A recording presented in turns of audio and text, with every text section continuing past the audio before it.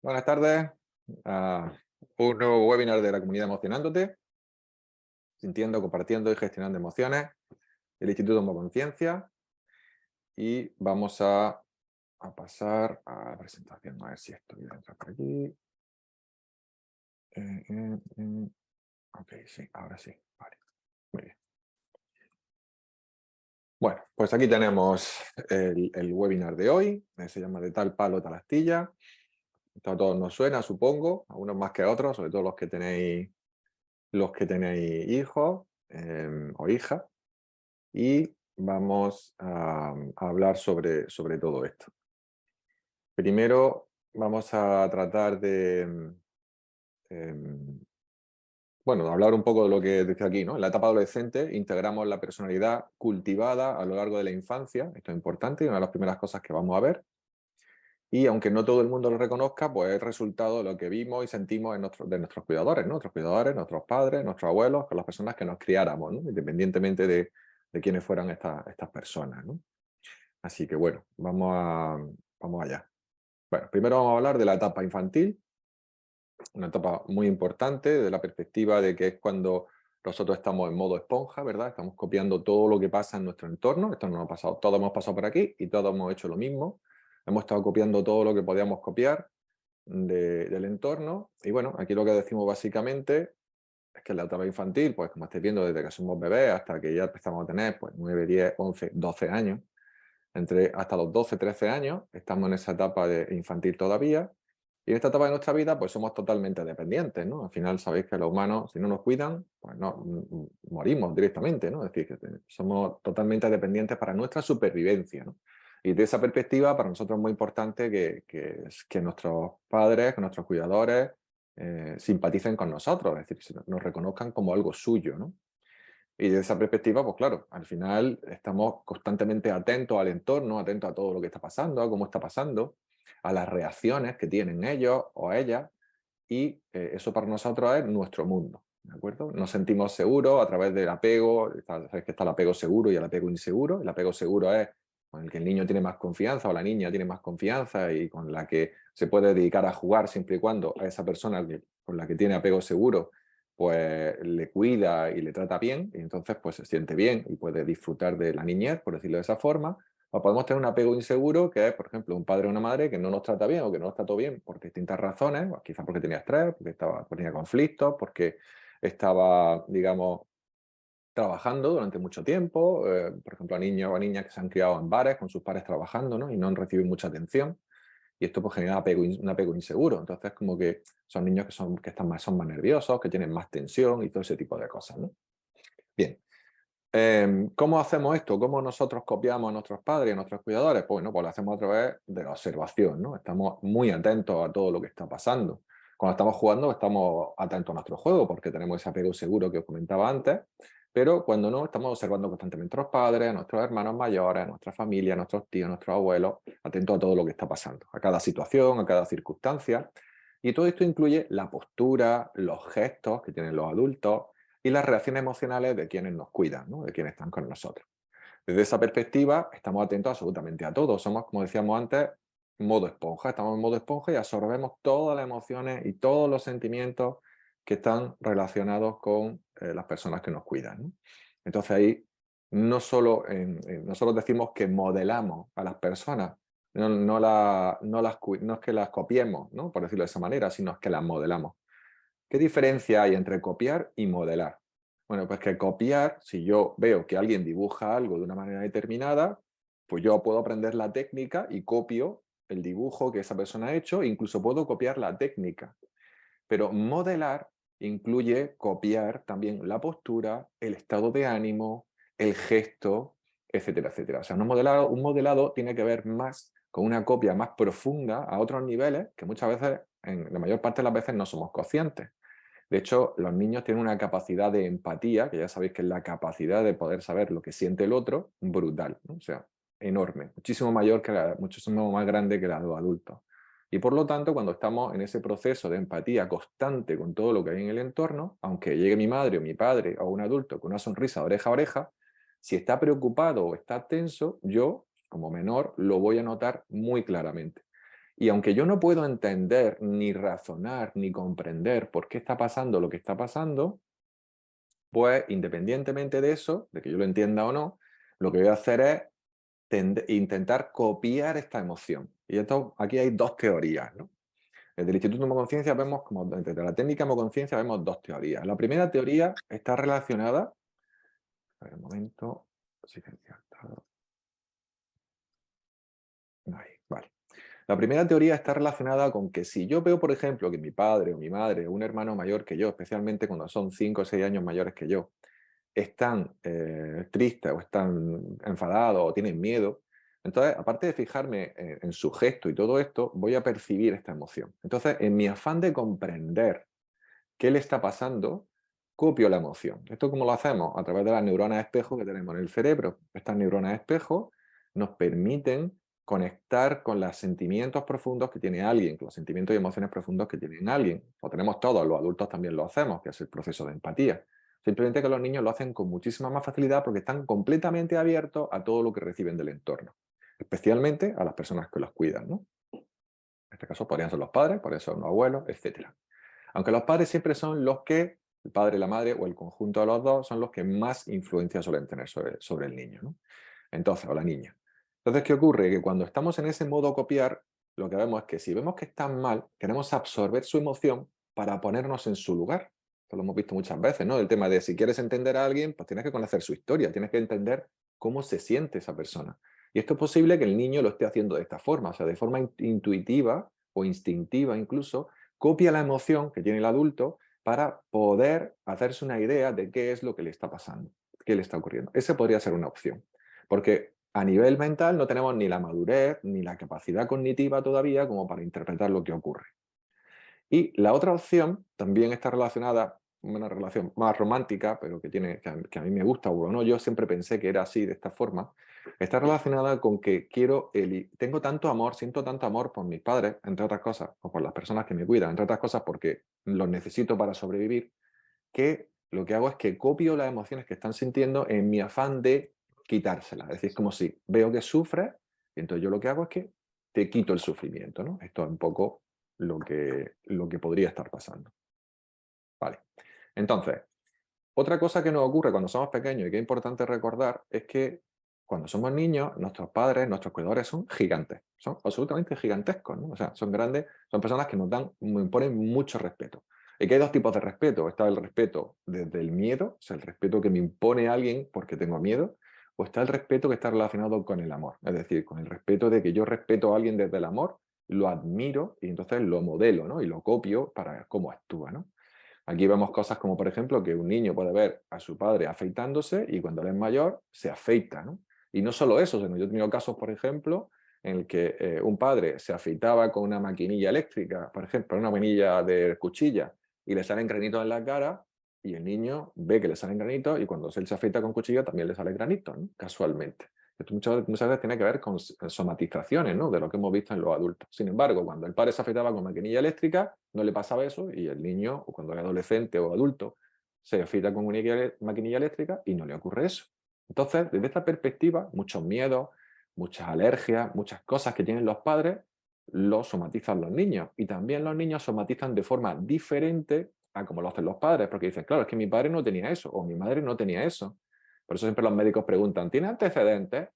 Porque los antecedentes, aunque normalmente ellos se basan en la parte genética, ya sabéis que la parte genética anteriormente se pensaba que era el 95% era genético. Si tu padre y tu madre lo tenían, lo más probable es que lo desarrollara y ahora se sabe que es justo al contrario, o sea, que realmente no. Al final la genética no dispone, no te predispone a la enfermedad, es el entorno. Si tú pasas mucho tiempo con tus padres y estás todo el tiempo con tus padres y te vas de tu casa como ahora la gente que se va a los 35 años, pues puede ser que hayas copiado y hayas desarrollado eso, pero en general esto no funciona de esta manera, ¿no? No es tan importante la genética como la epigenética, que es el entorno, cómo influye en los genes. Obviamente, si tus padres tienen una predisposición, por ejemplo, al cáncer o a otras patologías, pues tú tienes una mayor predisposición que otros que no tengan esto. Pero la epigenética lo que dice es que si tú sales del entorno y te vas, por ejemplo, a vivir a otro país, no tienes por qué desarrollar esa enfermedad ni esa patología. Sin embargo, es más probable que tu hermano o tu hermana o que estén allí, que tenga esa misma predisposición genética, sí lo haga.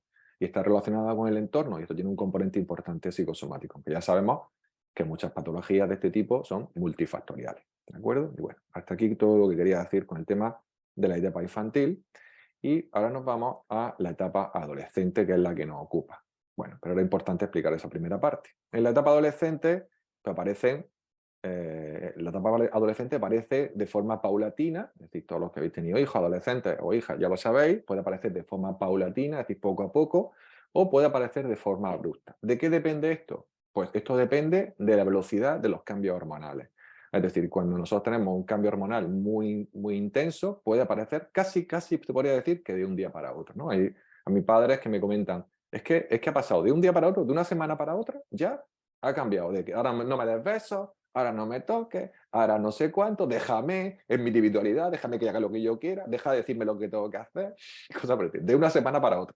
Y a veces son transiciones, los padres me habéis dicho que son transiciones, ¿no? Que son más paulatinas, más poco a poco, ¿no? Van pasando las cosas poco a poco, de pronto siente una cosa, luego se le quita, luego aparece otra, y esto está relacionado con los cambios hormonales. ¿Pensás que un cambio hormonal es como si yo me pusiera una inyección o me drogara con algo? Literalmente me estoy drogando químicamente, ¿no? Entonces, pues claro, por eso se ven esas cosas, esas reacciones tan intensas, ¿no? Los que conocéis un poco el tema del sistema endocrino, el sistema hormonal, cómo funciona y cómo afecta al carácter, ya no solo a nuestra formación, de cómo nos vamos formando, y nos salen pelos, y nos salen tal, y esto y lo otro, la voz, etcétera, etcétera, sino que el desarrollo del aparato sexual, etcétera, etcétera, sino que tiene que ver mucho con el estado emocional y cómo yo me siento. El nivel de testosterona o de progesterona en sangre, pues a mí me afecta en mi estado de ánimo. Más allá de lo que coma, de lo que no coma, si hago deporte, si no hago deporte, de las amistades que tenga, de los problemas o los conflictos que tenga. La química, el sistema endocrino regula muchísimo, tiene muchísima influencia en cómo me siento, ¿no? Bien, aparecen cambios de forma de ser y de pensar. Es decir, el niño pasa al adolescente, empieza a pensar a veces muy rápidamente de forma totalmente distinta, ¿no? A veces con cambios muy drásticos. Muchas madres me dicen, es que ya no es mi niño, ya no es mi niña, antes hablaba conmigo, ya no habla conmigo, ya no se comunica, tiende a callarse, etcétera, etcétera, ¿no? Y todo esto viene como consecuencia de esos cambios que se producen a nivel hormonal y que empiezan a desarrollar algunos tipos de conflictos, como veremos luego. Aparece un rechazo a la autoridad, y la primera autoridad, acordaros que son los padres, ¿vale? Los padres o los cuidadores, por lo tanto es como que ya no quiero saber nada de ellos. Aparece un sentimiento de incomprensión muy fuerte. Y esto, esa incomprensión es que casi todos los adolescentes piensan, o muchos lo dicen, no me comprendéis, es que no me comprendéis. Acordaros que como todo es interno, esto viene de un conflicto interno de que yo no me comprendo a mí mismo. Y es que es normal. Si tú eres un niño normal, normal y corriente, que tienes tus hormonas reguladas, normal y corriente, y de repente se te disparan, tú ya no te reconoces a ti mismo. Empiezas a pensar y a sentir cosas de una forma totalmente diferente que te hacen ver las cosas de una forma muy distinta. Y esto es como muy traumático, ¿no? De cierta manera para el adolescente. Pasa a sentir cosas, a percibir cosas, a tener sensaciones nuevas, a venirle pensamientos diferentes. Y muy bien no sabe por qué. ¿De acuerdo? Entonces, aparte de que en esa etapa, con el cambio hormonal, pueden aparecer somáticos que hemos estado copiando y desarrollando a lo largo de la infancia, y de pronto se activan somáticos. Eso hace que los adolescentes tengan peor carácter, o unos que sean más cariñosos, otros más cercanos, otros más dóciles, por decirlo de esta forma, ¿no? Entonces, todo esto genera un sentimiento de incomprensión interno muy potente, que al final lo acaban proyectando hacia afuera. Es que no me comprendéis, es que no sé cuánto, y cuando en realidad lo que quieren decir es que no me comprendo ni yo.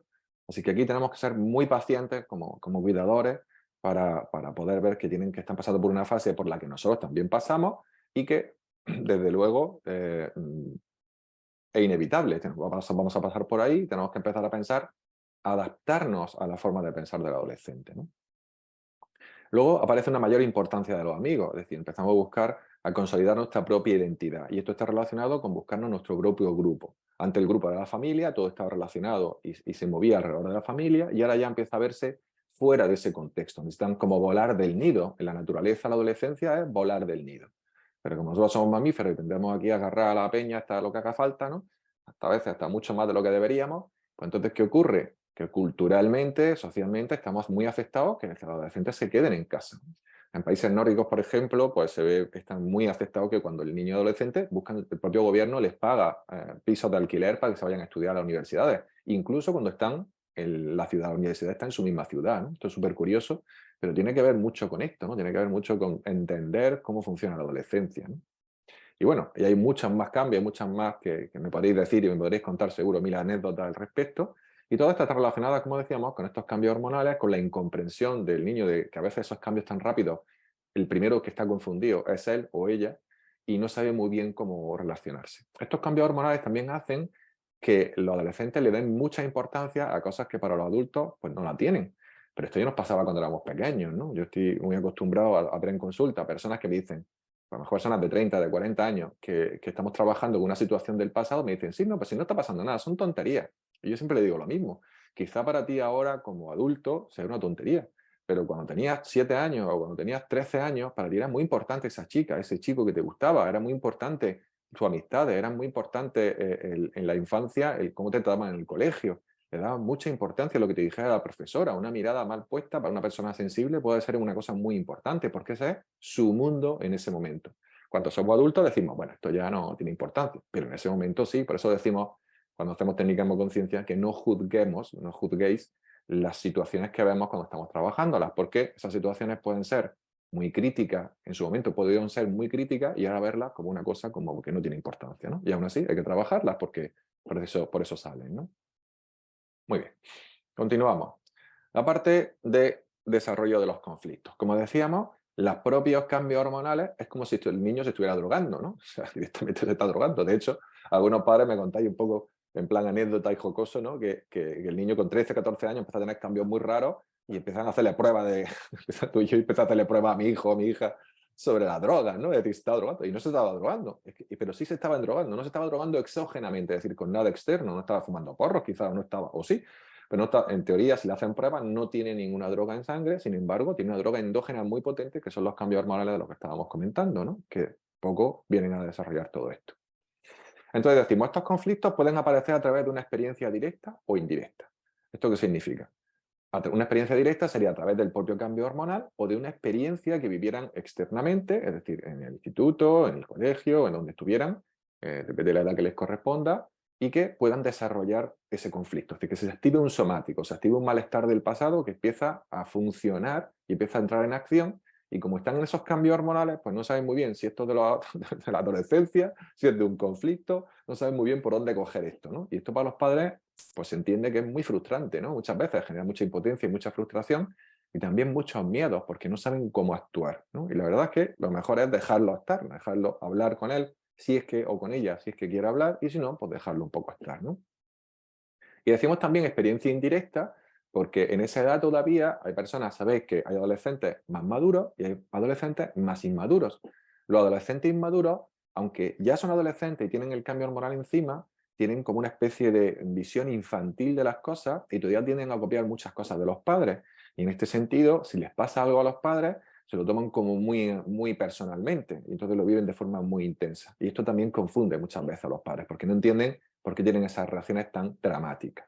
¿De acuerdo? Bien, el desarrollo de los conflictos puede afectar al adolescente solamente, y que los padres estén más o menos tranquilos porque lo ven como algo que no le dan importancia, que le afecte a uno de los cuidadores, es decir, que le afecte, por ejemplo, imaginamos si están los progenitores, los dos progenitores, que le afecte a la madre pero no al padre, o que le afecte al padre pero no a la madre, o puede ser que le afecte a todo el mundo.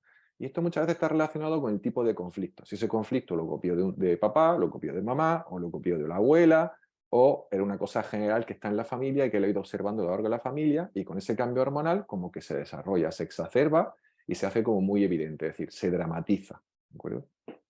Y aquí ponemos por último que los conflictos adolescentes se viven, esto es un poco lo que acabamos de comentar, más dramáticamente de lo que realmente importa. Es decir, cuando hay un conflicto adolescente, en especial cuando ese conflicto se asocia a papá, a mamá o incluso a ambos, entonces esto se dramatiza mucho y pasa a ser como el problema central de la familia. Cuando en realidad, pues son normalmente, la mayor parte de las veces, son conflictos que suelen pasar con el tiempo y que cuando la persona va madurando, va cediendo y va cambiando, va generando una nueva personalidad. Aquí muchas veces me dicen, ya, pero es que hay muchos peligros, porque están las drogas, están esto, está lo otro, está el alcohol, la inconsciencia. Sí, esto es cierto, todo eso existe, pero también está cuando somos adultos. Y aunque nosotros ahora no lo veamos como tal, siempre estamos a riesgo de que nos caiga una maceta en la cabeza, de que nos pille un coche, que hagamos alguna tontería en un momento determinado y nos comportemos un poco como adolescentes, o incluso a veces como niños.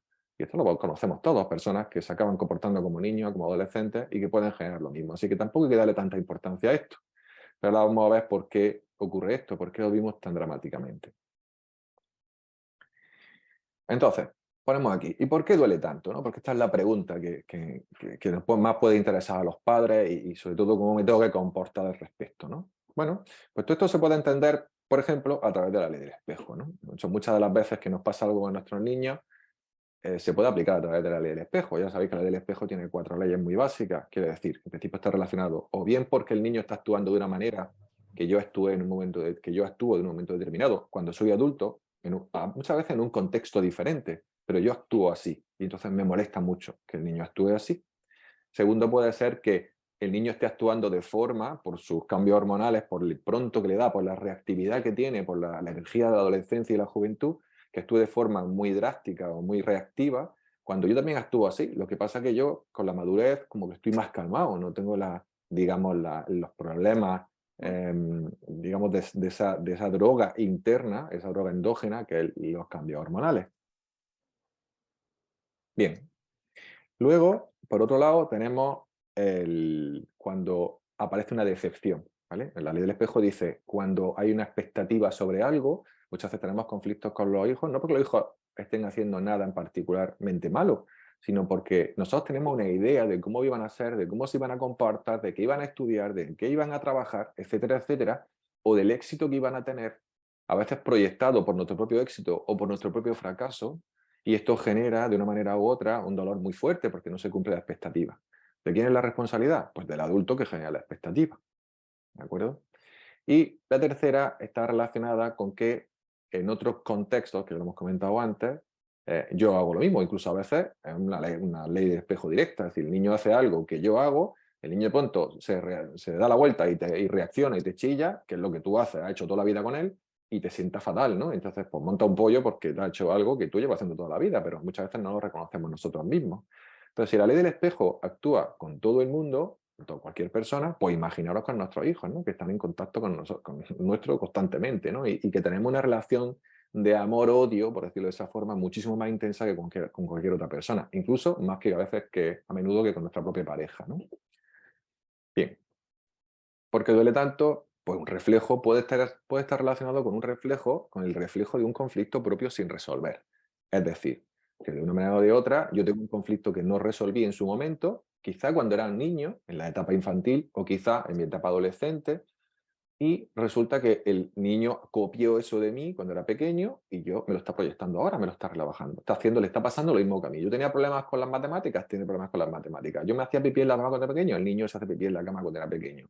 Tengo un problema con la reactividad, el niño se vuelve reactivo. Todas estas cosas que yo con la edad he ido madurando y que he podido ocultar en mayor o menor medida, pero que el conflicto estaba activo en mí todavía de forma más o menos clara, el niño de repente me lo muestra, ¡boom!, con toda la energía, con todo ese potencial de la juventud, de la hormona a tope. Y claro, esto me choca muchísimo, ¿no? Y me hace vivir las cosas de una forma muy intensa. Veo el conflicto como si el conflicto fuera yo, como si me sintiera amenazado directamente, ¿no? Entonces, todo esto tiene que ver con el conflicto sin resolver. Luego, si queréis, en las preguntas y respuestas, podemos ver algún ejemplo. Por miedo a la pérdida o por exceso de control. Bueno, ya sabes que el control es miedo también, ¿no? Entonces, cuando yo veo, por ejemplo, en mujeres que me dicen, madres que me dicen, es que mi niño era súper cariñoso, hablaba conmigo todo, mi niña me decía de todo, y de repente llega una edad en que ya no me habla, en que ya no me cuenta nada, y yo me desespero porque la veo que está mal, pero no sé cómo puedo ayudarla o cómo puedo ayudarlo, y esto se le genera mucha desesperación. Esto es por miedo a la pérdida, por miedo a que sufra. Para acordaros que como todo es interno, cuando yo tengo miedo de que alguien sufra, en el fondo, el miedo es a sufrir yo mismo. Esto es súper importante que lo entendamos. Es decir, si yo tengo miedo que mi hijo o mi hija sufran, es porque en el fondo, si ellos sufren, yo voy a simpatizar con ellos muy rápidamente y voy a empezar a sufrir, ¿no? Y esto es como dicen las madres, ¿no? Es que las madres, tú no sabes, como no eres madre, pues no lo sabes, pero las madres sufren. Y es que esto es, bueno, yo aquí estoy de acuerdo a media. Es cierto que el nivel de simpatía que se tiene con un hijo, pues no lo vas a tener con otra persona. Es cierto que lo has tenido dentro de tu barriga durante 7, 8, 9 meses y que eso es una conexión muy potente. Es cierto que cuando nacen hay unos cambios químicos en nuestro cerebro, especialmente en los de la mujer, que hacen que haya una conexión infinita con ese ser, pero eso no quita que tú tengas miedo a sufrir, porque eres un ser humano y como todo ser humano tienes miedo a sufrir. Y el hecho de ver y de la facilidad que puedes tener para simpatizar con tu hijo, pues no lo va a tener con ningún otro ser y por lo tanto es normal que tengas miedo a sufrir. Miedo a la pérdida, miedo a que pierda él algo, miedo a que le pase algo. Nos esforzamos mucho en darle consejos que muchas veces nosotros no supimos resolver en nuestro momento. Ya sabes, consejos 20, consejos doy, pero son conflictos que nosotros no supimos resolver en su momento, ¿no? Por eso a menudo pues, buscan ayuda externa y eso está bastante bien, ¿no? Y luego también hay un exceso de control. Cuando tengo mucho miedo, tengo un exceso de control y empiezo a agobiar mucho al adolescente. Tienes que hacer esto, tienes que estar aquí a esta hora, cuidado con los hombres, y bueno, si esto, y no sé cuánto, y empieza a meterle miedo en la cabeza y en el cuerpo que acaban generando más daño que beneficio, ¿no? Esto también lo conocemos, ¿no? Y por último, nos duele tanto, pues muchas veces por cultura, por egoísmo o por interés personal. Ahora ya últimamente no lo escucho tanto, aunque aún me lo encuentro, ¿no? Y me encuentro muchas veces, sobre todo, especialmente en pueblos, pero también ocurre en ciudades, que padres que tienen los hijos y piensan que los hijos tienen que cuidarlos, que están en la obligación de cuidarlos, que están en la obligación de estar con ellos, de vivir las cosas como ellos pretenden, que estén ahí cuando los necesiten, etcétera, etcétera. Como si los hijos fueran los padres, ¿no? Y no al contrario. Y esto pues es un error total, ¿no? Es un error total que aún desgraciadamente se sigue sucediendo como que consecuencia de algo cultural, ¿no? De algo social que se ha ido copiando y pasando de generación en generación y que no terminamos de verlo, ¿no? Al final, tu hijo no son tu hijo, son seres que han venido a través de ti y que tu misión es educarlo lo mejor que puedas, darle todo el amor que puedas y a partir de ahí dejar que vuelen lo más pronto que puedan. Y esto, pues claro, muchas veces, por el miedo, ese miedo a la pérdida que decíamos antes, pues nos cuesta mucho trabajo, ¿no? A algunas personas les cuesta mucho trabajo. Y luego también hay intereses personales, ¿no? Que yo quiero que mi hijo sea abogado, quiero que mi hijo sea arquitecto, quiero que mi hijo trabaje en mi despacho, o quiero que haga lo que yo no pude hacer, o quiero que sea bailarina porque yo me frustré y no pude ser bailarina, etcétera, etcétera, que esto lo hemos escuchado muchas veces. Entonces, por eso no duele tanto, ¿no? Siempre tiene que ver con si te duele a ti como padre o como madre, o como abuelo o como abuela, es por tus propios conflictos que estás proyectando contra el niño, o sea, la proyección psicológica. Esto es súper común que ocurra con cualquier persona, pero mucho más aún y con mayor intensidad cuando ocurre con los hijos o con los nietos, ¿no? Con los sobrinos, ¿no? Entonces todo esto pues, duele mucho, ¿no? Porque nosotros tenemos esos conflictos sin resolver, que sale del espejo, ese exceso de miedo, de control o ese egoísmo incluso, ¿no? Muy bien. Vamos en la frase relacionada, que es una frase que a mí me gusta, que yo siempre digo en mis cursos, ¿no? Que esta frase de Oscar Wilde, en función a este último punto que hemos visto, ¿no? El punto del egoísmo, ¿no? Que dice que el egoísmo no es vivir como uno desea vivir, es pedir a los demás que vivan como uno quiere vivir. Y esto ocurre mucho de la perspectiva de los niños, de los adolescentes. Nosotros tenemos una expectativa de nuestros hijos. Tenemos la expectativa, todo el mundo dice que tiene expectativas de que sus hijos sean felices, pero esto es una verdad media. Aparte de la expectativa de que sean felices, también tenemos la expectativa de que estudien, de que hagan esto, de que hagan lo otro, de que hagan no sé qué, de que tengan éxito, de que no lo pasen mal. Y esto es imposible. La vida es un altibajo para nosotros y son altibajos para ellos. Vienen a vivir su propia vida y esta es su historia, no la tuya, no la nuestra. Y por lo tanto, es importante abrir la mano y dejar ir, ¿no? El otro día me comentaba una chica que tenía problemas con su hijo porque no quería estudiar de 16 años, ¿no? Entonces le decimos, bueno, al final si el niño de los 16 años la educación obligatoria, cuando termina los 16 años no tiene por qué querer estudiar.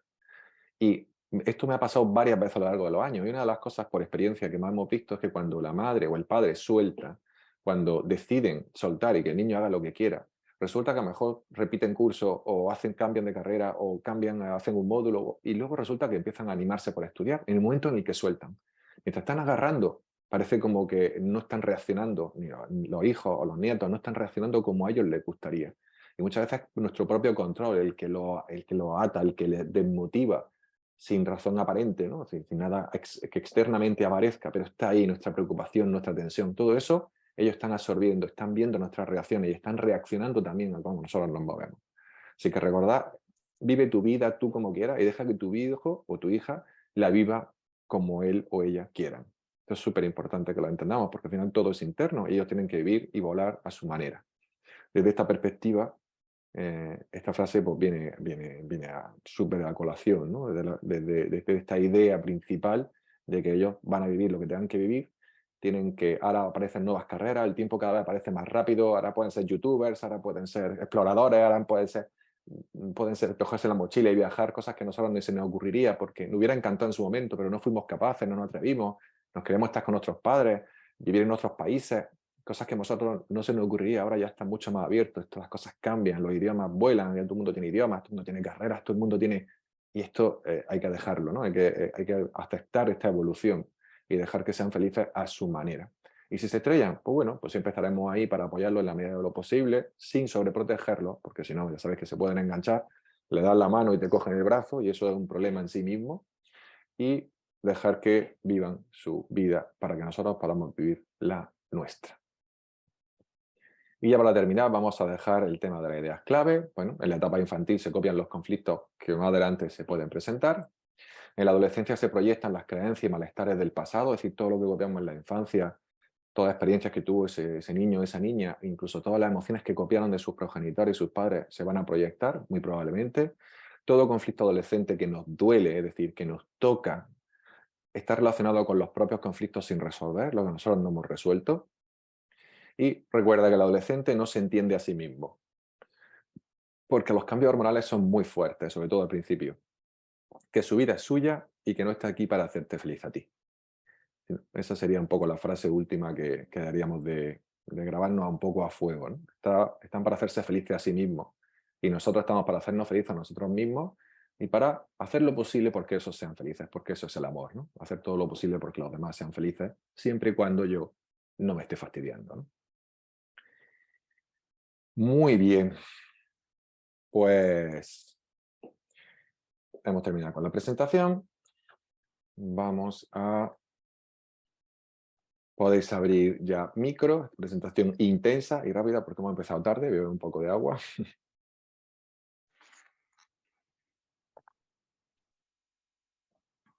Si queréis preguntar algo o si queréis que veamos algún ejemplo con alguno de vuestros adolescentes. A veces no, todas las cosas que hemos dicho no son tan fáciles de ver, pero aseguro que están ahí, están relacionadas con la ley del espejo, están relacionadas con conflictos opuestos sin resolver, etcétera, etcétera, ¿no? Incluso patología y sintomatología, gestos, reacciones, están relacionados con vosotros. Si os toca, ¿no? Esa es la clave. Si os toca, si no os toca, pues no tiene por qué estar relacionado con vosotros. O quizá vosotros ya lo habéis superado. En ese momento, cuando erais pequeños, todavía, perdón, cuando yo era pequeño y os copiaron, todavía teníais el conflicto, pero luego más adelante, cuando ya ellos han sido adultos, pues vosotros ya lo habéis trabajado y eso no lo tenéis. Entonces, pues por eso no tiene por qué os tocaros, ¿no? Muy bien. Pues, ¿alguna pregunta?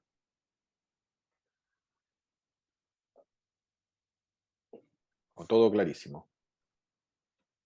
Ya ponéis esto en galería.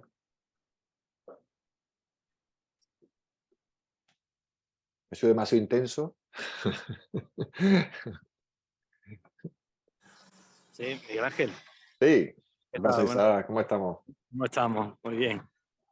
Mira, yo voy a hacer una pregunta, pero a lo mejor puede ser un poquito, no sé, ¿cómo, cómo puede sonar? Pero a mí a veces me gustaría plantearme el tema de qué sentido tiene tener. Porque realmente es algo nos acapara nuestra vida, lo damos todo, pero creo que nos generamos tú has dicho una expectativa, ¿no? Y yo creo que hay que parte de su frustración es culpa nuestra. Porque quiera que no, nosotros también que queremos crear algo como un ser acorde a unas creencias nuestras, ¿no? Ujú.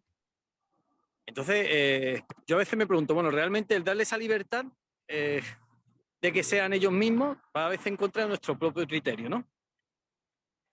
Está claro que nos tenemos que gestionar nosotros primero para entender eso y después respetarlo hacia ellos. ¿Cómo se trabaja eso? Porque eso no es fácil. No sé si he Bueno, planteado bien una pregunta. ¿sabes qué pasa, Isaac? Que al final, por eso me gusta que pongáis ejemplos personales. Yo sé que a veces nos duele un poco poner ejemplos personales sobre cómo vivimos nosotros lo que vivimos. Porque tú me estás planteando un conflicto. ¿Tú tienes hijos adolescentes? Lo primero. ¿Tienes hijos adolescentes, no? ¿O no? Has Yo quitado el tengo, micro. yo tengo una niña con 15 años. Tienes una niña con 15 años, perfecto. Entonces no cortas el micro todavía. Entonces, la cuestión está, en que si tienes una niña de 15 años, tú me estás planteando esto que estás viviendo, esta frustración, tú me estás hablando de tu propia frustración, porque nosotros siempre hablamos desde lo que nosotros sentimos, ¿no? Y por tu tono de voz, pues adivino que tiene que ver contigo. Entonces, ahora mismo estás viviendo un conflicto con tu hija. Entonces, no pasa nada, aquí estamos en compañía. La cuestión está, ¿cuál es el conflicto? ¿Qué es lo que pasa específicamente? ¿Cuál es el comportamiento o la actitud que tiene que a ti te duele?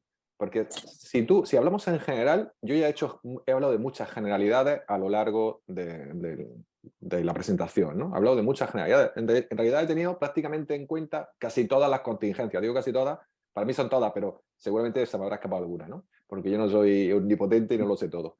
Pero la cuestión está en que lo que sí sé es que la gente tiene conflictos, por ejemplo en tu caso ahora, y ese conflicto que a ti te frustra, tú lo proyectas hacia tu hija, pero en realidad no tiene nada que ver con tu hija, ¿entiendes? Tiene que ver contigo, porque la frustración es un sentimiento que mezcla miedo, ira y tristeza, que se produce como consecuencia de mi forma de interpretar la realidad. Es decir, tu hija forma parte de tu realidad, de una realidad subjetiva que está filtrada por tus creencias, por tus sentimientos, por tu experiencia, etcétera, etcétera.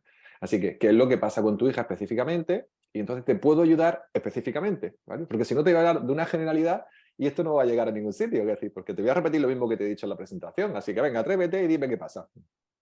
No, pero mira, yo por ejemplo, a ver, fíjate, yo voy a contar la experiencia y que yo, por ejemplo, yo acudí a vosotros porque teniendo una situación que no era capaz de tolerar, por ejemplo. Decía, oye, que por una frustración, yo no puedo, tengo ciertas reacciones de mis hijas que no soy capaz de, no sé cómo llevar. De hecho, yo fui a tratarme con Javier, ahí está, y ya está, y nos dio ciertas pautas que yo nunca, parece muy sencilla, pero yo no me había planteado. Oye, y había una mejora bestial. Ajá. Sí, pero al final es un poco lo que estamos. Ah, bueno, ya. Estamos hablando, Claro, tú estabas hablando de una reacción de tu hija, de reacciones de tu hija, de cómo reaccionaban, ¿correcto?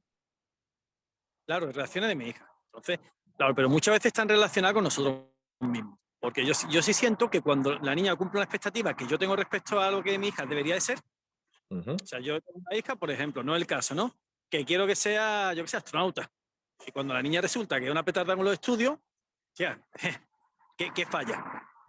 Pues falla tu Obviamente, expectativa.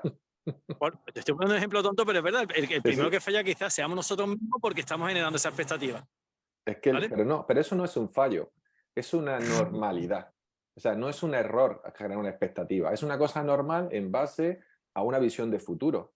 El problema no son las expectativas, Isaac. El problema son el apego a las expectativas. Dicho de otra manera, yo puedo tener una expectativa que mi hija estudie Derecho, por ejemplo, ¿no? Por ponerte un ejemplo. Pero mi hija resulta que no quiere estudiar Derecho, mi hija quiere ser peluquera. Un poco un ejemplo que me ha pasado, ¿vale? Me ha pasado en consulta. Y entonces los padres vienen súper mega frustrados porque no pueden comprender cómo su hija quiere estudiar peluquería cuando se han partido los cuernos, con perdón, para trabajar, para ganar dinero, para poder pagar la carrera que ellos no pudieron estudiar, a lo mejor, en este caso concreto fue así, y para que su hija pueda estudiar y pueda estudiar Derecho como era su tío o como puede estudiar y que tengan éxito, ¿no? Entonces, desde esa perspectiva, cuando toda esa frustración aparece como consecuencia de la ruptura de expectativas, es que el apego, el deseo, la visión de su hija como abogada o como lo que sea que tenían era tan intensa, se habían apegado tanto a eso, se habían agarrado tanto a esa idea, cuando la hija le dice que lo que quiere es ser peluquera y se viene con un piercing y hace no sé qué y no sé cuánto, que están tan alejados de su mentalidad, pues entonces se le viene el mundo encima. Por eso te hemos dicho en representación que normalmente los conflictos de los adolescentes se dramatizan muchísimo, pero se dramatizan porque a los niños o a las niñas nos representan a nosotros mismos, es decir,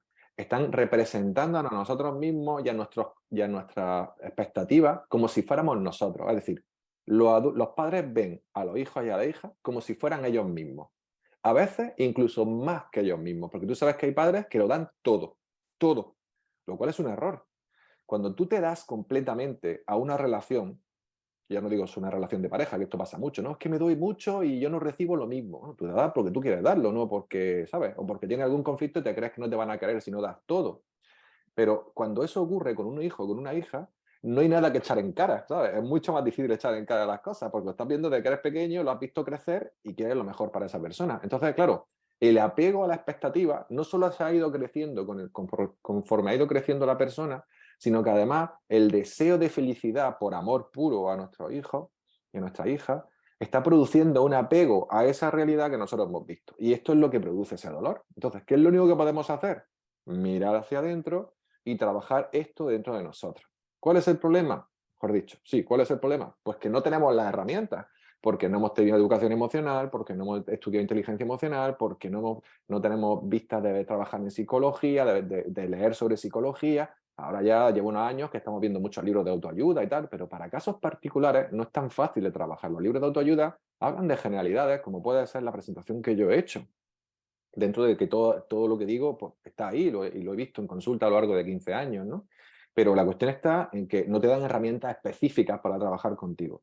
Por eso nosotros tenemos la técnica de conciencia, como tú que te has tratado con Javiela y has solucionado el tema o lo has mejorado mucho, y luego están las formaciones que hacemos, que son para que nosotros tengamos herramientas para poder trabajar con nosotros mismos e incluso para que nuestros adolescentes puedan trabajar, enseñárselas para que puedan trabajar con ellos. Y esas son las soluciones, no hay muchas más, porque hoy en día en el sistema educativo, por desgracia, no hay asignaturas de educación emocional o de inteligencia emocional para que la gente sepa gestionar sus emociones, ¿no?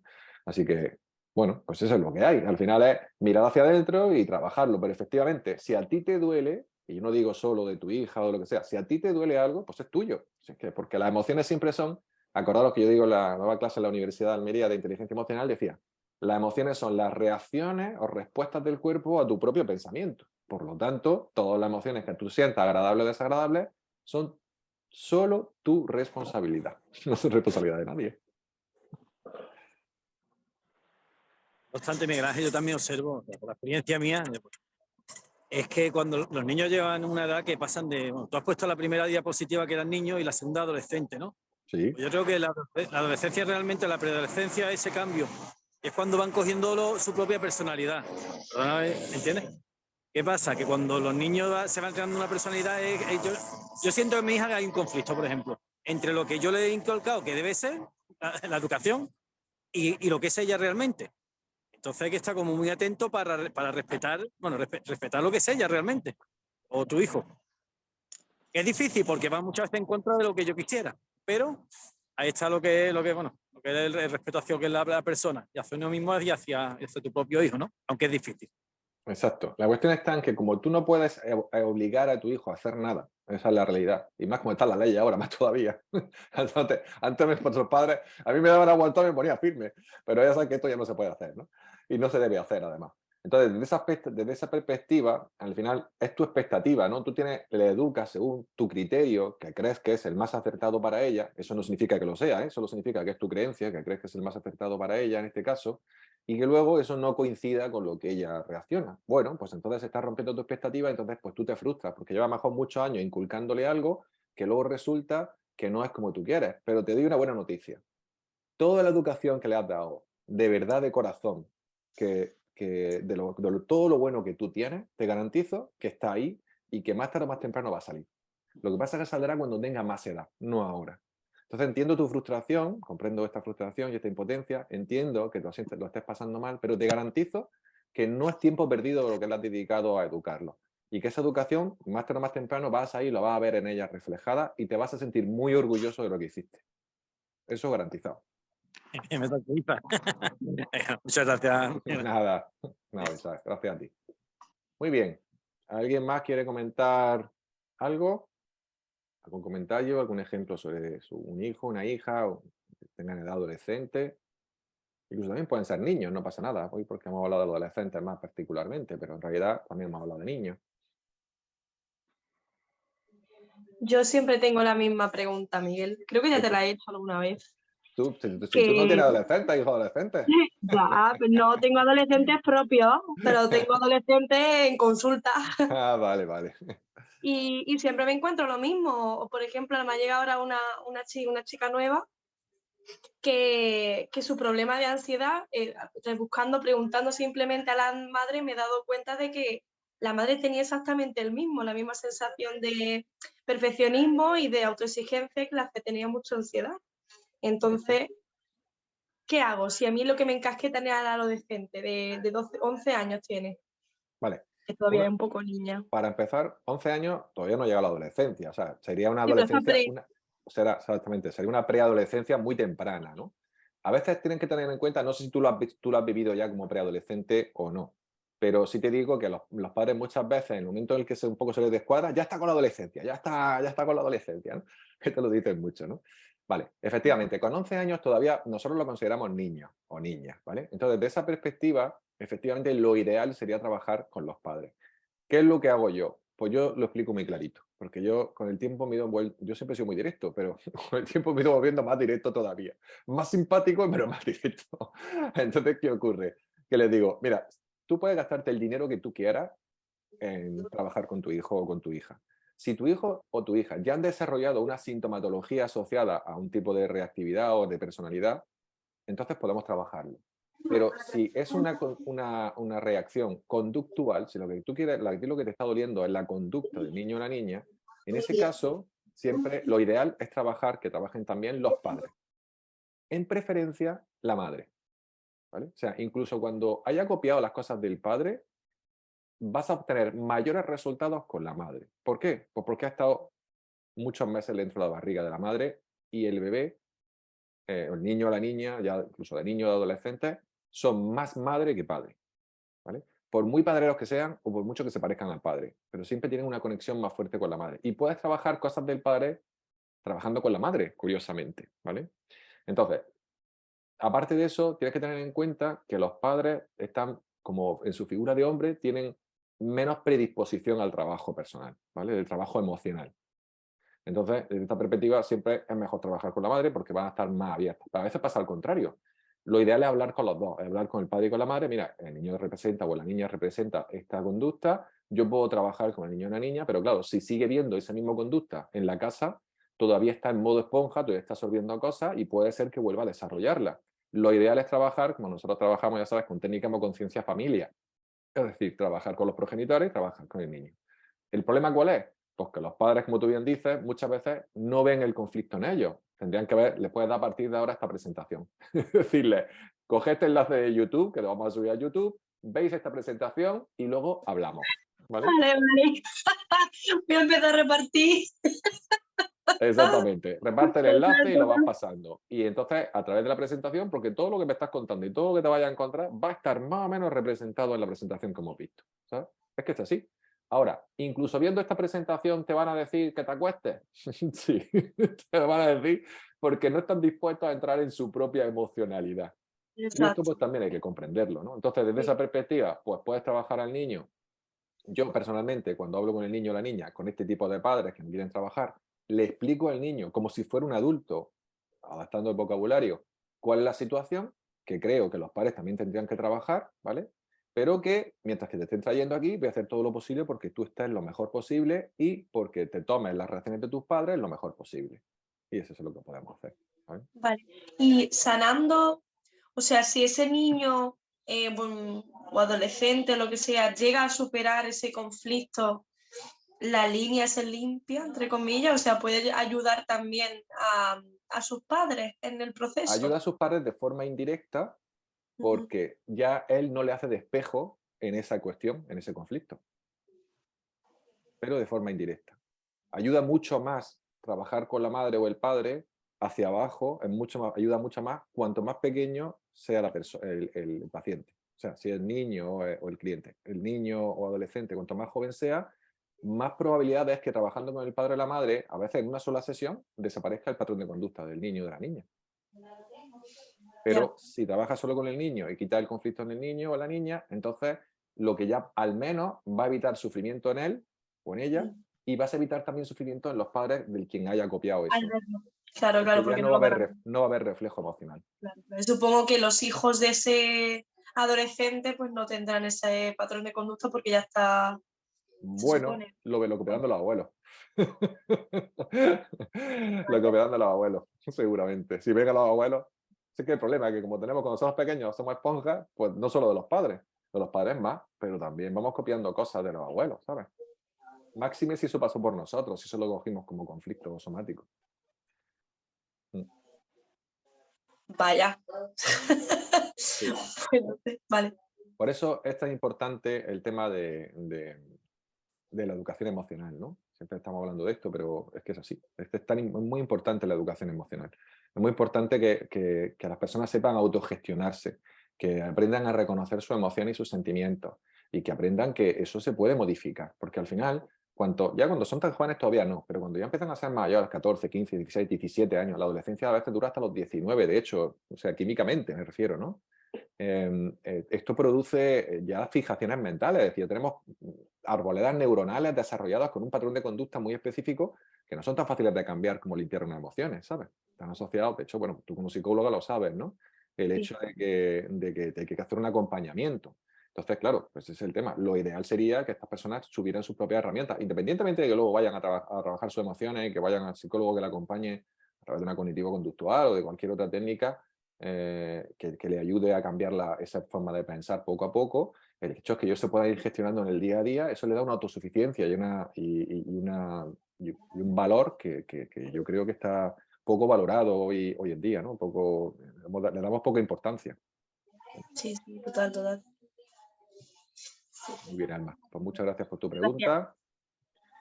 Bueno, pues nada, lo vamos a dejar aquí ya, si os parece, que ya llevamos unos 50 minutos.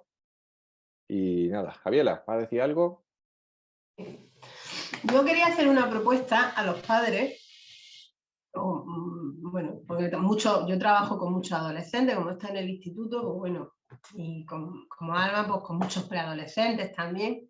Entonces, una de las cosas que les propongo es que después de todo lo que han escuchado, de lo que has expuesto, pues tengan en cuenta que lo he vivido así, que es como si a tu lado estuviera un hijo, como si estuviera creciendo un tú, ¿no? Porque al final a quien te ha modelado es a ti, sobre todo las madres, ¿no? Entonces va creciendo y eso es una gran oportunidad.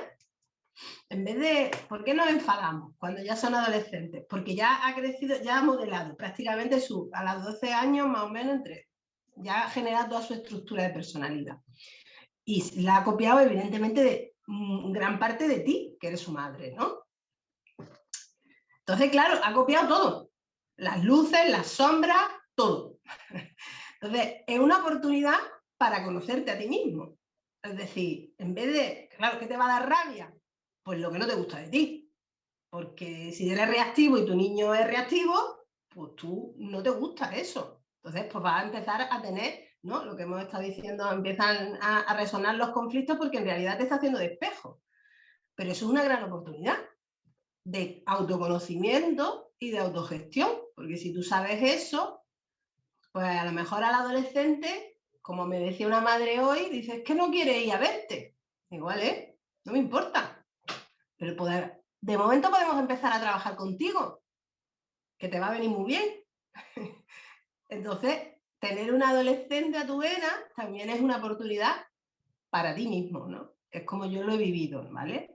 No me he quedado en el conflicto ¿no? Sino decir, bueno, esta es una gran oportunidad para conocerme a mí misma, ¿no? A mí me han preguntado mucho, ¿qué es lo que te ha enseñado tu hija? Y yo le he dicho, digo, de mí misma, porque era como tener delante de mí, pues, todas esas cosas que eran positivas, pero que también, bueno, pues no lo eran tanto, y era una oportunidad de autoconocimiento y de trabajo, ¿no? Muchos padres, ahora me ha entrado eso, una preadolescente de 11 años que dice, no quiere ir, normal, no, si no quieren venir, no quieren venir.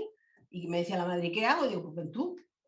Y así de paso, pues mejoras también tú contigo mismo, ¿no? Y no que nos quedemos solo en ese conflicto, en ese, bueno, pues esas tensiones que se generan. Vamos a tomárnoslo con humor y con mucha compasión con nosotros mismos, ¿no? Y con ellos, por supuesto, claro. Así que, bueno, esa era mi propuesta. Muy bien. Ánimo. Pues muchas gracias, Javiela, por tu aportación. Lo vamos a dejar aquí, si os parece bien. Cualquier cosa, pues aquí lo tenéis Javiela o a mí. Tenéis el correo info@emoconciencia.com si queréis mandar alguna consulta, o el teléfono del instituto, el 675 88 11 68, con el +34 delante si lo hacéis fuera de España, que hay gente por aquí de fuera de España. Muchísimas gracias por vuestra atención. Espero que podáis compartir hoy o mañana lo subiremos a YouTube y podéis compartirlo con quien queráis. Y nada, pues muchas gracias por vuestra asistencia. Una cosita, Abrazos fuertes.